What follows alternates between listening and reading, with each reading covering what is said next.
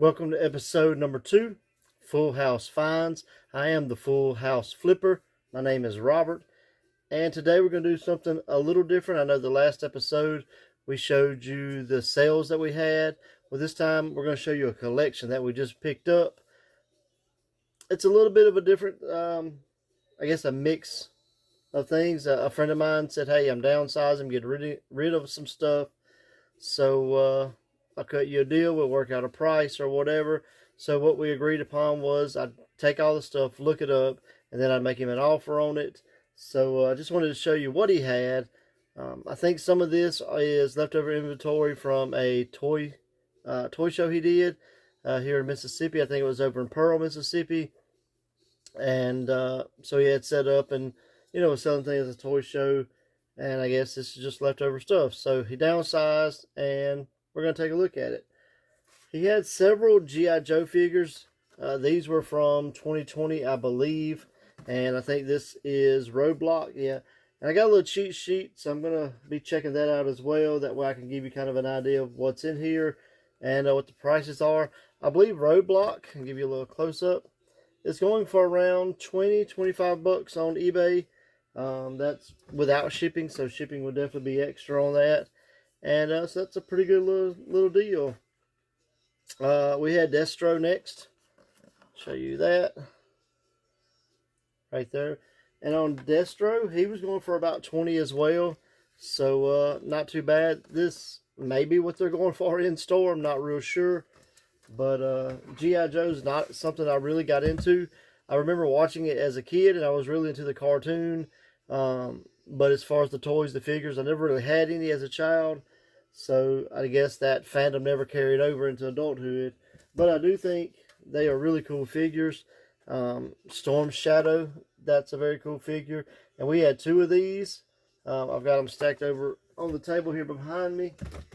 So there was 2 of those. And then, did I say he went for 30. So Storm Shadow, definitely the most expensive one that we had here in the collection. And then rounding out the group was Snake Eyes. And we had 4 of those. And Snake Eyes, they run about $15. A little less, a little more, but on average about $15 a figure. And again, G.I. Joe is not something that I personally collect. But, what was the saying? Knowing's half the battle. So, now we know what they're worth. So hopefully they'll sell well on eBay. We're going to get those listed and hopefully turn those finds into fortunes. He also had several Funko Pops. So we're going to take a look at those as well. This is the Heartbreak Kid Shawn Michaels. It's number 32 from WWE. The box is not in the best of shape, and that lowered the price on this. This was actually a pretty decent pop. If the box was in better shape. And you can see right here at the top, there's a little squishes right there. I don't know if you can see that. But, yeah, so Shawn went for about $12. I think he was going for about 20 or 25 if his box was mint. But because he was had a squished box or damaged box, it did lower the price, unfortunately. So that is one I do have in my collection. I have that one and another Shawn as well. So, again, we'll see that collection one day. Then we got the Dark Crystal. This is the Chamberlain. I don't know if I've ever seen the Dark Crystal, to be honest. But that was a little look at him. And, yeah, he wasn't very much, about $5. And even though he's a Target exclusive, you think maybe he would have went for a little more. But, unfortunately, just $5. So that's definitely not a Bolo. And speaking of not a Bolo, here's another one. This is Bill Murray from Zombieland. That's Pop 1000. And his box is in pretty good shape. See the rest of the guys on back there.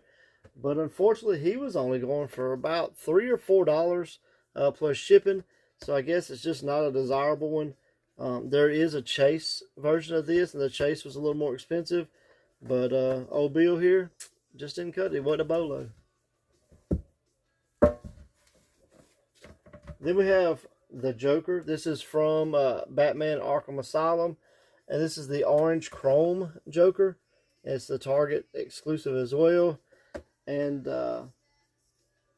yeah, he wasn't very much either. He was only around $7. So again, not a Bolo, but a fun pop. I think that if it wasn't the chrome and you just got that Joker there, you can see him there on the back as well, I think people might have been more into him. So I bet if we look that Joker up, he's probably worth a little bit more. But unfortunately, this chrome version is only worth $7. Now we have a set of Infinity Warps.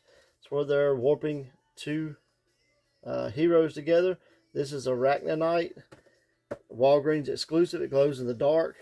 And I was let down by this whole series. I'll tell you the prices as soon as I get over them. We got the Soldier Supreme. There he is right there. And then he glows in the dark as well. And then wrapping up the trio was Iron Hammer. Right there, and again, glows in the dark. These were like $7 and $4 and $4. So $7 for the Arachnite. But I saw these were going for around $20 as a set. So that may be something to look into. Make just a little bit more than if you sold them individually. So this may be one of those chances where it's not parted out, but it's lotted up. A lot of times, you know, you can break things apart, sell them one piece at a time, and make just a little bit more money. But with these pops, I think it's going to be better off to lock them up in a group as the set and put them up for around $20. So hopefully that works out. My buddy, he said this was one that he wished he could have kept, but he just didn't have room. It's the Andre the Giant, the Walmart exclusive. It's number 64. It's got Andre there with a single strap on his black singlet. And then on the back, you can kind of see the rest of the guys that were in that group. And that clear, You Can't See Me John Cena, that's an Amazon exclusive, I believe. And that's one of my favorite, but I do not have that. Hope to get it. My son actually has it in his collection, but in my collection, unfortunately, we don't have it. That Andre was going for around $15. So, you know, I saw it a little higher, I saw it a little less, but on average around $15 plus shipping.